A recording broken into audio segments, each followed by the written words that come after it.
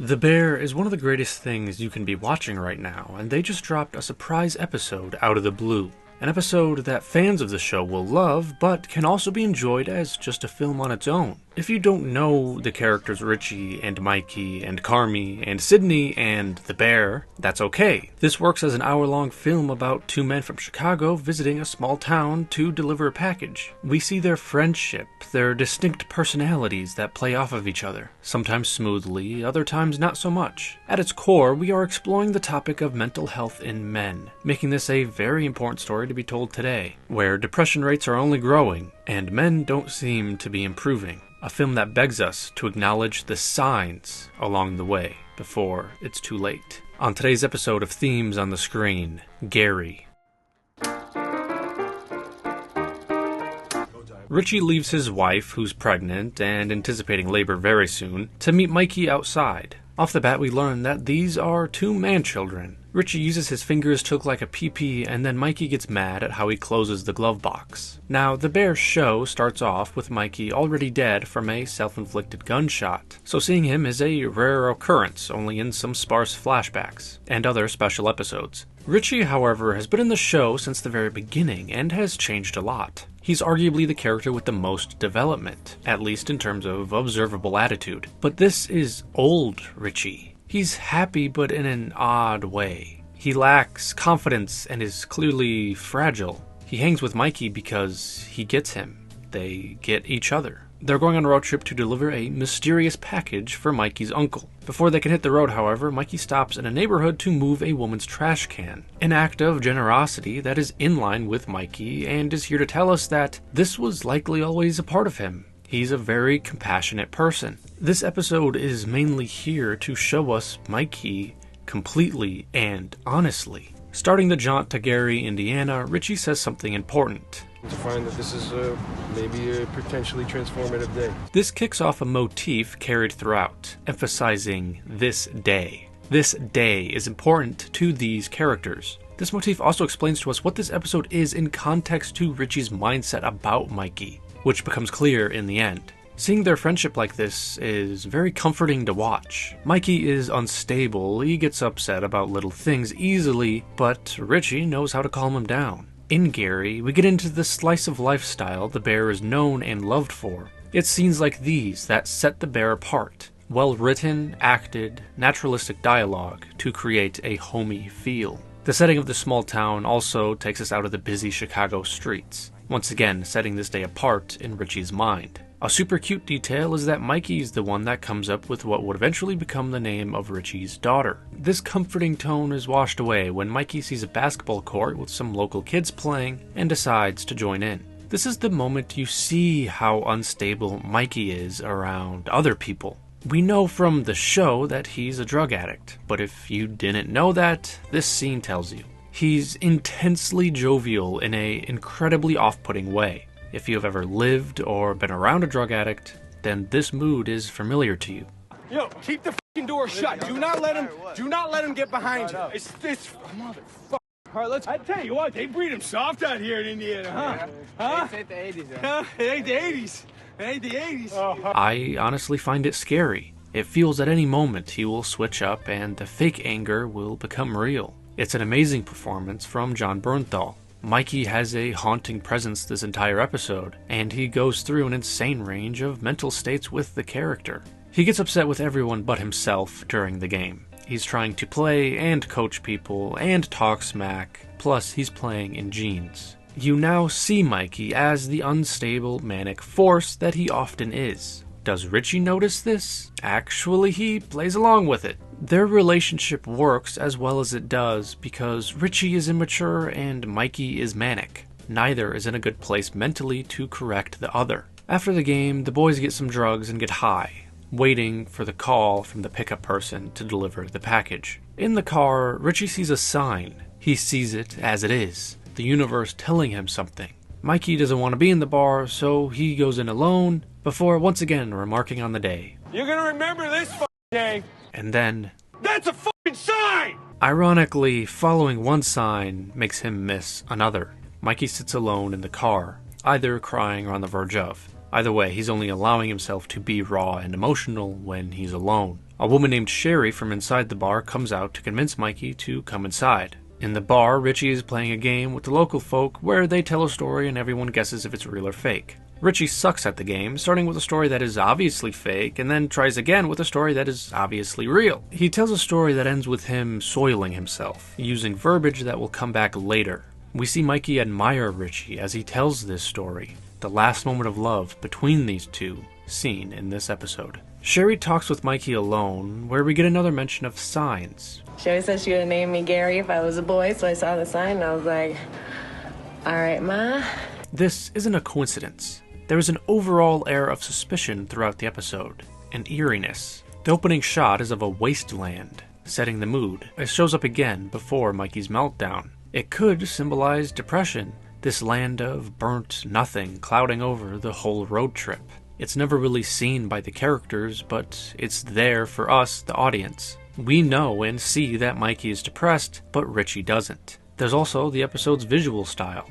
Moments of film fading and deteriorating makes this feel like a fading memory. There's also very little cutting, adding to the naturalistic and down-to-earth feel. The end makes all of this add up. The signs, the fading film, the wasteland. But until then, Mikey is having a heart-to-heart with Sherry. He tells her about his mother, a character we've seen in the show and know all about her manicness, but Mikey is also able to perfectly capture her with one short example.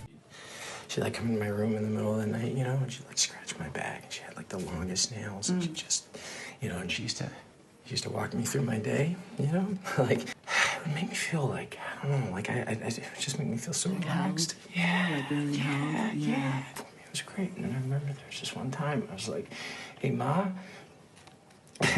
will you come in and tell me about my day tomorrow? And she got angry, you know, and she was like, Mikey, difference does it make? It's just a day. Like how that could be the same person, you know? Mikey opens up about how he goes from feeling really good to really sad, believing in a meaninglessness. That meaninglessness is the depression. He copes with it with drugs, which make him even more unstable. The way he talks about it is blunt, and, as odd as it sounds, healthy. Like so sad, like I'm fucking drowning, you know? What? My jaw feels fucking like 1,000,000 fucking pounds, and I it's like I don't want to... It sounds exhausting.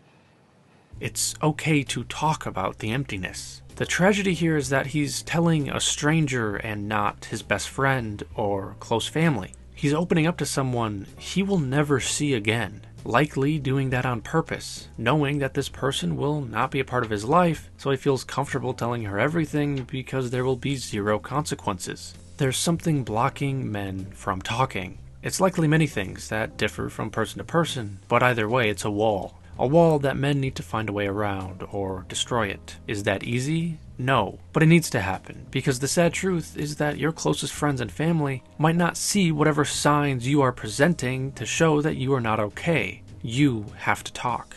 Mikey is a classic case of men's mental health. He's showing the signs, nobody's doing anything for one reason or another, and he isn't capable of talking to another person about his issues, leading to these feelings being repressed and coming out as anger. He smashes the bathroom stalls when Richie comes in to tell him they have to go and deliver the package. Mad on likely multiple levels, but mainly the fact that it felt like he was having a very real connection with someone, and Richie interrupted it. If Mikey could have had a strong, reliable, lasting connection with another person, he could have gotten help. But he couldn't open up to Richie, and that's not Richie's fault. Men's mental health is a problem that men need to fix, that you yourself need to fix if you are struggling.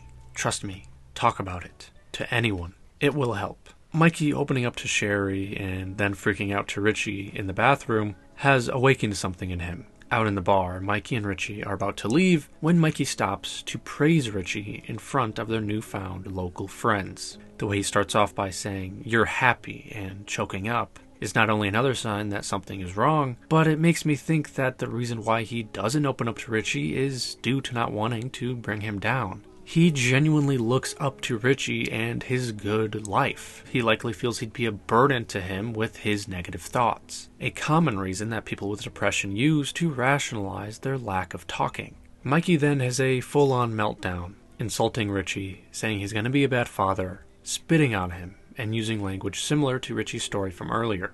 Quickly back up, back down, and it just comes out. That's it. And it's just like that's what is happening.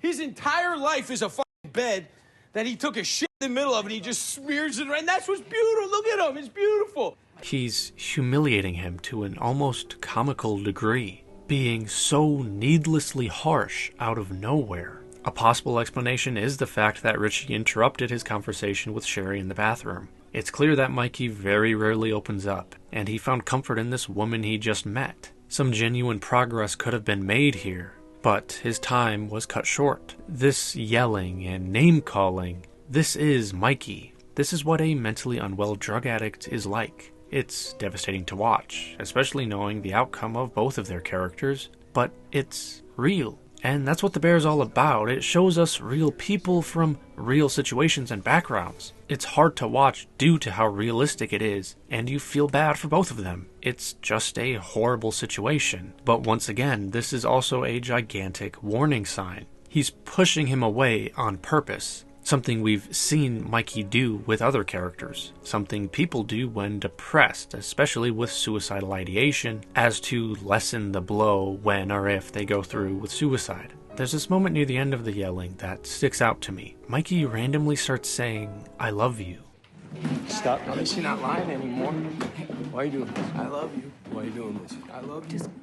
It just breaks my heart. It's like he's crying, begging for Richie to see that this is all a show. He doesn't actually mean any of this. He wants Richie to know that this is a sign. This is an act that he can't break out of. This is his f***ed up way of asking for help. It gets so bad that Richie ends up slapping Mikey before they finally make their way out. They still have to make that delivery, however. What was in the box this whole time?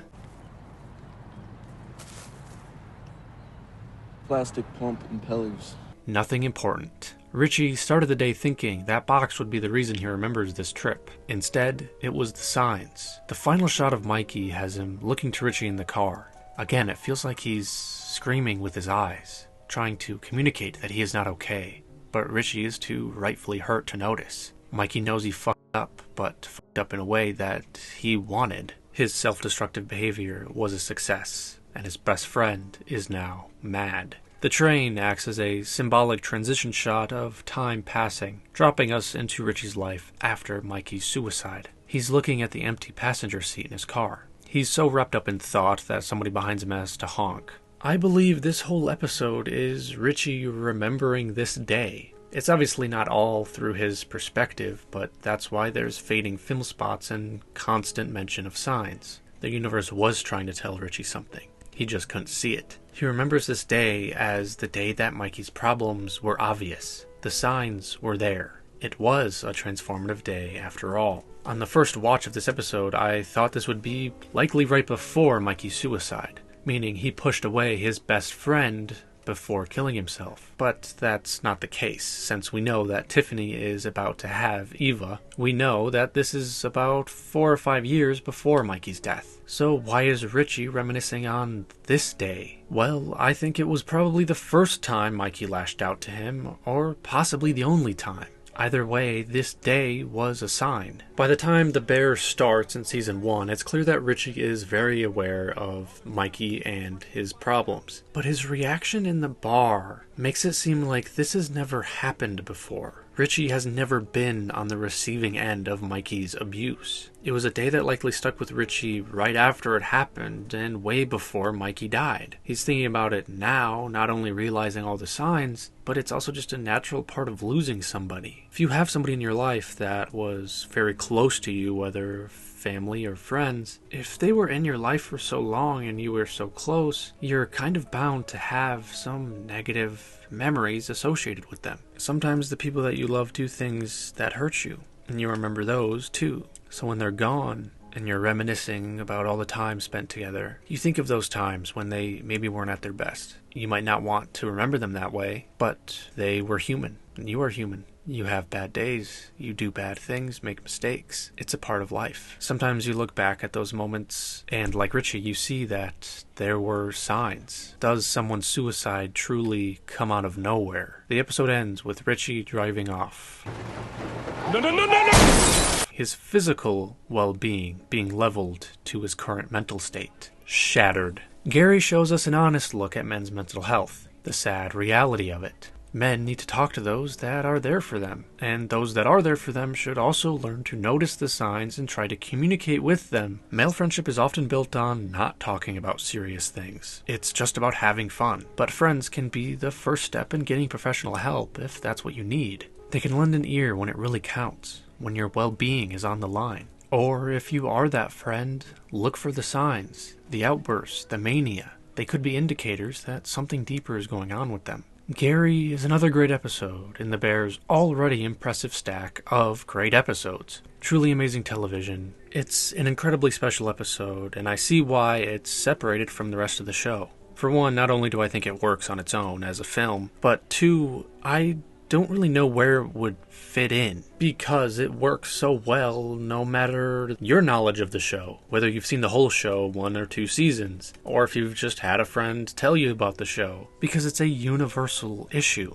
It's detached from the show to perpetuate its message. It's for that reason that I'm happy it is on its own. It opens it up, hopefully leading to more conversations being had. Thank you for watching. I hope you enjoyed this analysis. Have a good one.